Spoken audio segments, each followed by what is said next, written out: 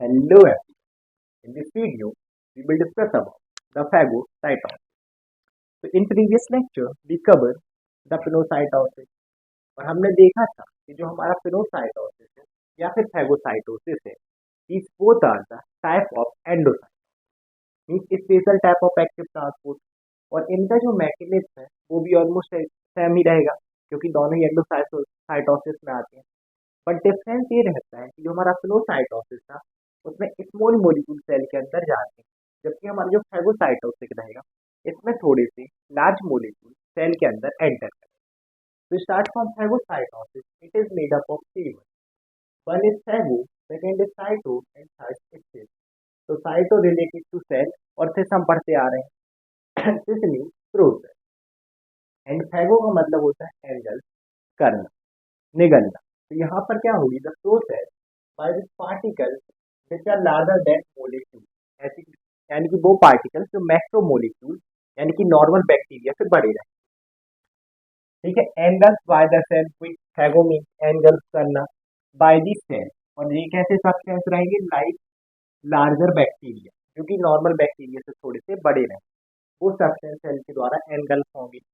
अब इसके अलावा the important thing is that only few cells in the body show the phagocytosis, क्योंकि ये बड़े मोलिक्यूल्स हैं तो हमारी सेल में कुछ, हमारी बॉडी में कुछ ही ऐसी सेल हैं जो इन बड़ी सब्सटेंस को एंगल्स करते हैं यानी कि निगलते हैं, जैसे कि न्यूट्रोफिल, मोनोसाइट। इसके अलावा एक होती है मैक्रोफेज।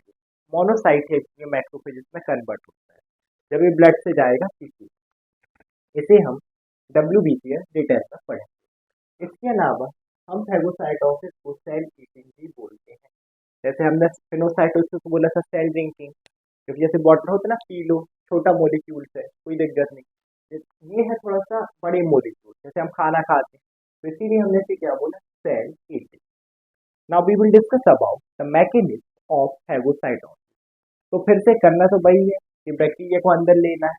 तो सबसे पहले तो क्या होगा कि लार्ज बैक्टीरिया हमारी बॉडी में एंटर करेंगे, इन्हें हम फॉरेन पार्टिकल्स भी बोल सकते हैं बॉडी, क्योंकि बॉडी के बाहर से आए।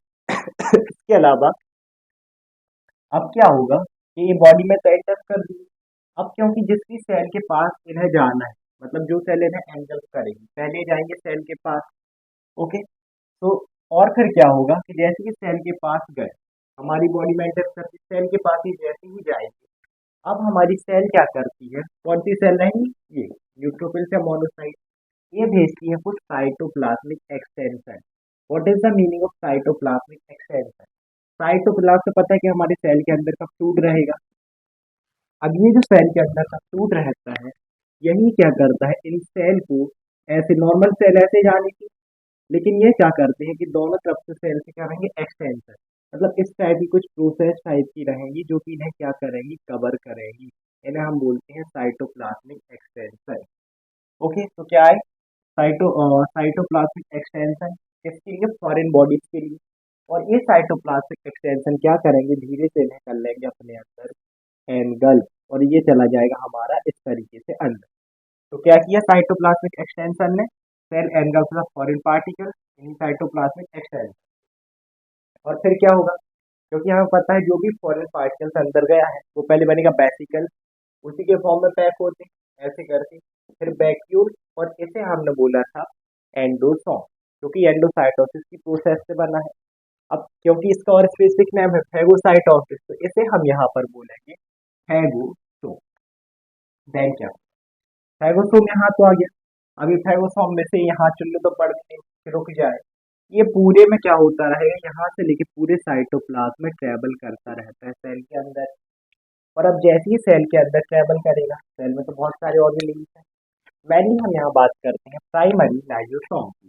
तो जैसे ही ये इसमें ट्रेवल करते करते प्राइमरी लाइजोसोम के साथ क्या होगा, कंबाइन, सबसे पहले ट्रेवल किया, फिर किसके साथ कंबाइन हुआ, प्राइमरी लाइजोसोम के साथ। तो ये किस में कन्वर्ट हो जाएगा, अब लाइजोसोम, सेकेंडरी लाइजोसोम में। ये हमने पढ़ा था लाइजोसोम स्पेसिफिक, उसका अलग से वीडियो है, उसमें आप देखेंगे तो और अच्छा क्लियर होगा कि प्राइमरी लाइजोसोम क्या है, सेकेंडरी क्या है। और अब जैसे ही सेकेंडरी लाइजोसोम बना, ये हो जाता है एक्टिवेटेड, और एक्टिवेट होने के बाद हमें पता है कि इट सीक्रेट की hydrolytic enzyme. Hydrolytic enzyme mean जल अपघटन एंजाइम, जो कि क्या करेंगे, इस फेगोसोमल कंटेंट को करते हैं डिस्ट्रॉय, मीन्स डिस्ट्रक्शन या फिर डिग्रेडेशन भी मतलब होता है डिस्ट्रॉय करना ऑफ फेगोसोमल कंटेंट का मतलब क्या हुआ कि जो भी इस फेगोसोम के अंदर प्रेजेंट है, यही हमारे लार्ज बैक्टीरिया और फेगोसाइटोम। अब एक्चुअली हम अगर दोनों को देखें, फेगोपिनोसाइटोसिस हो या फेगोसाइटोसिस हो, इसे आप कैसे समझ सकते हैं, बाहुबली मूवी सबने देखी होगी, महेंद्र बाहुबली, अमरेंद्र बाहुबली, है ना, वो बोलते हैं ना माहेश्मती की रक्षा करेगा कौन, मैं। तो जब उनमें देखा, जब वो एक लड़ाई होती है ना उनकी, तब उसमें क्या चलते हैं, पूरी सेना तो लड़ती है, किस तरफ से भी जा रही है, इस तरफ से भी जा रही है। फिर उसमें आपने व्यू रचना देखी, जैसे चक्र व्यू होता है, तो उसमें चलते हैं गरुड़ व्यू, कहीं सर्फ व्यू। तो उसमें क्या करती है सेना, क्या करेंगे, ऐसे गरुड़ के जैसे पक्षी के जैसे शेप बना लेंगे, और उसमें क्या करते हैं, फिर दूसरे को मौका देंगे कि पहले तो वो अंदर आता जाएगा, अंदर आता जाएगा, और ये उसे ऐसे बाहर से क्या करते हैं, कवर करते हैं इस तरीके से। तो ये वही हो गया हमारा फाइगोसाइटोसिस, कि क्या कर रही है, सामने ये जो रहेंगे, एक सेना ही दूसरी, ये सामने से तो वैसे ही लड़ रहे हैं, लेकिन ये किनारे से क्या कर रहे हैं कि ऐसे सेना को भेज के से कवर कर रहे हैं, तो ये होगा फाइगोसाइटोसिस।